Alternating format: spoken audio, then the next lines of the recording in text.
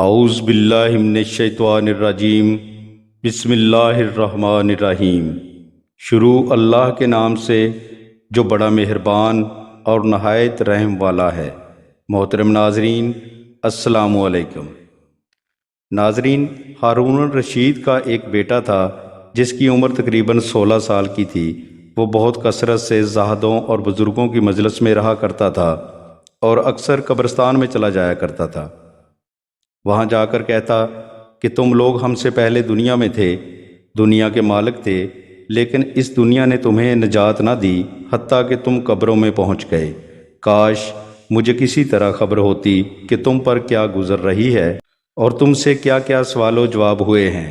اور اکثر یہ شعر پڑھا کرتا تھا جس کے معنی ہے، مجھے جنازے ہر دن ڈراتے ہیں اور مرنے والوں پر رونے والیوں کی آوازیں مجھے غمگین رکھتی ہیں۔ ایک دن وہ اپنے باپ جو کہ بادشاہ تھا ان کی مجلس میں آیا۔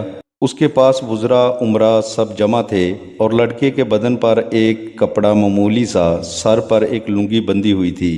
اراکین سلطنت آپس میں کہنے لگے کہ اس پاگل لڑکے کی حرکتوں نے امیر المومنین کو بھی دوسرے بادشاہوں کی نگاہ میں ذلیل کر دیا۔ اگر امیر المومنین اس کو تنبیہ کریں تو شاید یہ اپنی اس حالت سے باز آ جائے۔ امیر المومنین نے یہ بات سن کر اس سے کہا کہ بیٹا، تو نے مجھے لوگوں کی نگاہ میں ذلیل کر رکھا ہے۔ اس نے یہ بات سن کر باپ کو تو کوئی جواب نہیں دیا، لیکن ایک پرندہ وہاں بیٹھا تھا، اس کو کہا کہ اس ذات کا واسطہ جس نے تجھے پیدا کیا، تو میرے ہاتھ پر آ کر بیٹھ جا۔ وہ پرندہ وہاں سے اڑ کر اس کے ہاتھ پر آ کر بیٹھ گیا، پھر کہا اب اپنی جگہ چلا جا۔ وہ ہاتھ پر سے اڑ کر اپنی جگہ چلا گیا۔ اس کے بعد اس نے عرض کیا، ابا جان، اصل میں آپ دنیا سے محبت کر رہے ہیں، اس نے مجھے رسوا کر رکھا ہے۔ اب میں نے یہ ارادہ کر لیا ہے کہ آپ سے جدائی اختیار کر لوں۔ یہ کہہ کر وہاں سے چل دیا اور ایک قرآن شریف صرف اپنے ساتھ لیا۔ چلتے ہوئے ماں نے ایک بہت قیمتی انگوٹھی بھی اس کو دے دی کہ احتیاج کے وقت فروخت کر کے اس کو کام میں لائے۔ وہ یہاں سے چل کر بصرہ پہنچ گیا اور مزدوروں میں کام کرنے لگا۔ ہفتہ میں صرف ایک دن مزدوری کرتا اور 8 دن وہ مزدوری کے پیسے خرچ کرتا اور 8ویں دن پھر مزدوری کر لیتا اور 1 درہم اور 1 انک یعنی درہم کا چھٹا حصہ مزدوری لیتا، اس سے کم یا زیادہ نہ لیتا۔ 1 انک روزانہ خرچ کرتا۔ ابو عامر بصری کہتے ہیں کہ میری ایک دیوار گر گئی تھی، اس کو بنوانے کے لیے میں کسی معمار کی تلاش میں نکلا۔ کسی نے بتایا ہوگا کہ یہ شخص بھی تعمیر کا کام کرتا ہے۔ میں نے دیکھا کہ نہایت خوبصورت لڑکا بیٹھا ہے، ایک زنبیل پاس رکھی ہے اور قرآن شریف دیکھ کر پڑھ رہا ہے۔ میں نے اس سے پوچھا کہ لڑکے مزدوری کرو گے؟ کہنے لگا کیوں نہیں، مزدوری کریں گے، مزدوری کے لیے ہی تو پیدا ہوئے ہیں۔ آپ بتائیں کیا خدمت لینی ہے مجھ سے؟ میں نے کہا گارے مٹی کا کام لینا ہے۔ اس نے کہا کہ 1 درہم اور 1 انک مزدوری ہوگی اور نماز کے اوقات میں کام نہیں کروں گا، مجھے نماز کے لیے جانا ہوگا۔ میں نے اس کی دونوں شرطیں منظور کر لیں اور اس کو لا کر کام پر لگا دیا۔ مغرب کے وقت جب میں نے دیکھا کہ اس نے 10 آدمیوں کے بقدر کام کیا، میں نے اس کو مزدوری میں 2 درہم دیے۔ اس نے شرط سے زائد لینے سے انکار کر دیا اور 1 درہم اور 1 انک لے کر چلا گیا۔ دوسرے دن میں پھر اس کی تلاش میں نکلا، وہ مجھے کہیں نہ ملا۔ میں نے لوگوں سے تحقیق کیا کہ ایسی ایسی صورت کا ایک لڑکا مزدوری کیا کرتا ہے، کسی کو معلوم ہے کہ وہ کہاں ملے گا؟ لوگوں نے بتایا کہ وہ صرف 1 ہی دن مزدوری کرتا ہے، اس سے پہلے تمہیں کہیں نہیں ملے گا۔ مجھے اس کے کام کو دیکھ کر ایسی رغبت ہوئی کہ میں نے 8 دن کو اپنی تعمیر بند کر دی اور اسی دن اس کی تلاش میں نکلا۔ وہ اسی طرح بیٹھا قرآن شریف پڑھتا ہوا ملا۔ میں نے سلام کیا اور مزدوری کرنے کا پوچھا۔ اس نے وہی پہلی 2 شرطیں بیان کی، میں نے منظور کر لیں۔ وہ میرے ساتھ آ کر کام میں لگ گیا۔ مجھے اس پر حیرت ہو رہی تھی کہ پچھلے دن اس اکیلے نے 10 آدمیوں کا کام کس طرح کر لیا۔ اس لیے اس مرتبہ میں نے اسی طرح چھپ کر وہ مجھے نہ دیکھے اس کے کام کرنے کا طریقہ دیکھا تو یہ منظر دیکھا کہ وہ ہاتھ میں گارا لے کر دیوار پر ڈالتا ہے اور پتھر اپنے آپ ہی ایک دوسرے کے ساتھ جڑتے چلے جاتے ہیں۔ مجھے یقین ہو گیا کہ یہ کوئی اللہ کا ولی ہے اور اللہ کے اولیاء کے کاموں کی غیب سے مدد ہوتی ہی ہے۔ جب شام ہوئی تو میں نے اس کو 3 درہم دینا چاہے، اس نے لینے سے انکار کر دیا کہ میں اتنے درہم کیا کروں گا، اور 1 درہم اور 1 انک لے کر چلا گیا۔ میں نے 1 ہفتہ پھر اس کا انتظار کیا اور پھر اسی دن اس کی تلاش میں نکلا مگر مجھے وہ نہ ملا۔ میں نے لوگوں سے تحقیق کیا، ایک شخص نے بتایا کہ وہ 3 دن سے بیمار ہے، فلاں ویرانہ جنگل میں پڑا ہے۔ میں نے ایک شخص کو اجرت دے کر اس پر راضی کیا کہ وہ مجھے اس جنگل میں پہنچا دے۔ وہ مجھے ساتھ لے کر اس جنگل ویران میں پہنچا تو میں نے دیکھا کہ وہ بے ہوش پڑا ہے، آدھی اینٹ کا ٹکڑا سر کے نیچے رکھا ہے۔ میں نے اس کو سلام کیا، اس نے جواب نہ دیا۔ میں نے دوسری مرتبہ سلام کیا تو اس نے آنکھ کھولی، مجھے پہچان لیا۔ میں نے جلدی سے اس کا سر اینٹ سے اٹھا کر اپنی گود میں رکھ لیا۔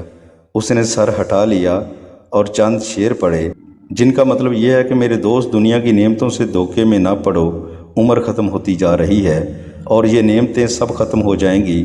جب تو کوئی جنازہ لے کر قبرستان میں جائے تو یہ سوچتا رہا کر کہ تیرا بھی ایک دن اسی طرح جنازہ اٹھایا جائے گا۔ اس کے بعد اس نے مجھ سے کہا کہ ابو عامر، جب میری روح نکل جائے تو مجھے نہلا کر میرے اسی کپڑے میں مجھے دفن کر دینا۔ میں نے کہا، میرے محبوب، اس میں کیا حرج ہے کہ میں تیرے کفن کے لیے نئے کپڑے لے آؤں؟ اس نے جواب دیا کہ نئے کپڑوں کے لیے زندہ لوگ زیادہ مستحق ہیں۔ یہ جواب حضرت ابو بکر صدیق کا جواب ہے۔ انہوں نے بھی اپنے وصال کے وقت یہی فرمائش کی تھی کہ میری انہی چادروں میں کفن دے دینا، اور جب ان سے نئے کپڑے کی اجازت چاہی گئی تو انہوں نے یہی جواب دیا تھا۔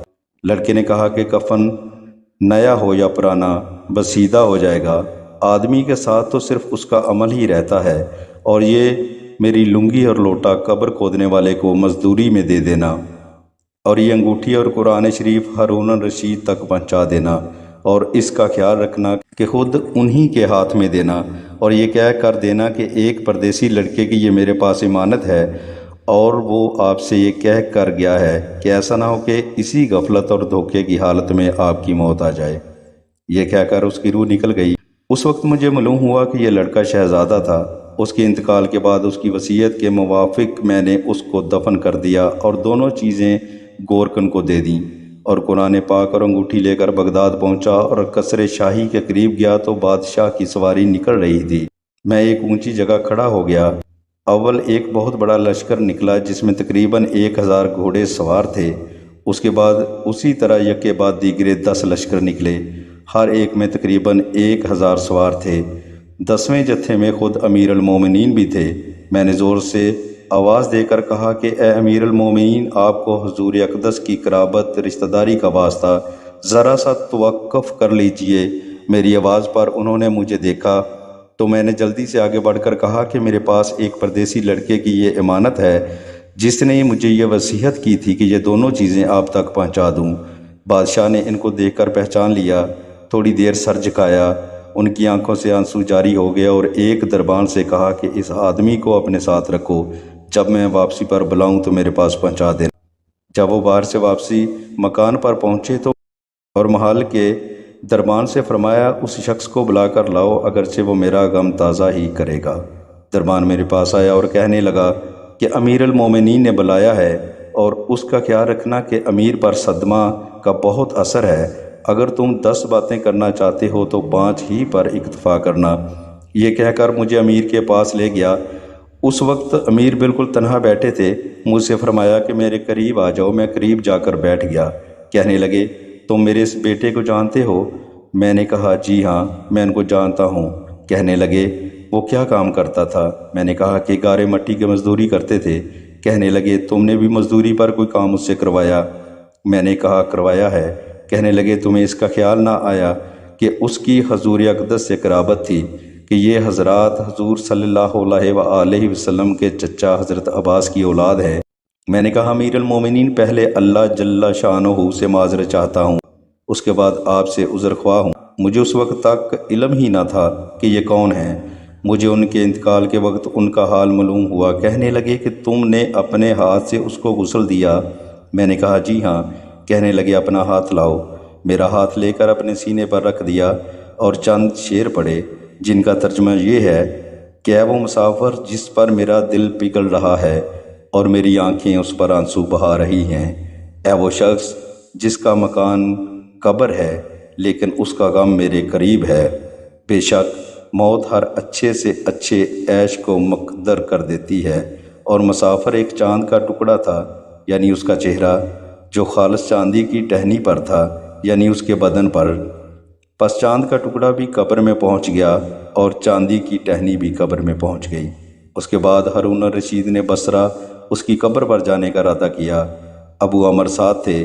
اس کی قبر پر پہنچ کر ہارون الرشید نے چند شعر پڑھے، جن کا ترجمہ یہ ہے: اے وہ مسافر جو اپنے سفر سے کبھی بھی نہ لوٹے گا، موت نے کم عمری کے زمانے میں ہی اس کو جلدی سے اچک لیا۔ اے میری آنکھوں کی ٹھنڈک، تو میرے لیے انس اور دل کا چین تھا، لا نبی راتوں میں بھی اور مختصر راتوں میں بھی۔ تو نے موت کا وہ پیالہ پیا ہے جس کو عنقریب تیرا بوڑھا باپ بڑھاپے کی حالت میں پیے گا، بلکہ دنیا کا ہر آدمی اس کو پیے گا، وہ جنگل کا رہنے والا ہو یا شہر کا رہنے والا ہو۔ پس سب تعریفیں اسی وحدہ لا شریک کے لیے ہیں جس کی لکھی ہوئی تقدیر کے یہ کرشمے ہیں۔ ابو عمر کہتے ہیں کہ اس کے بعد جو رات آئی تو جب میں اپنے وظائف پورے کر کے لیٹا ہی تھا کہ میں نے خواب میں ایک نور کا قبہ دیکھا جس کے اوپر ابر کی طرح نور ہی نور پھیل رہا ہے۔ اس نور کے ابر میں سے اس لڑکے نے مجھے آواز دے کر کہا: ابو عمار، تمہیں حق تعالی شانہ جزائے خیر عطا فرمائے، تم نے میری تجہیز و تکفین کی اور میری وصیت پوری کی۔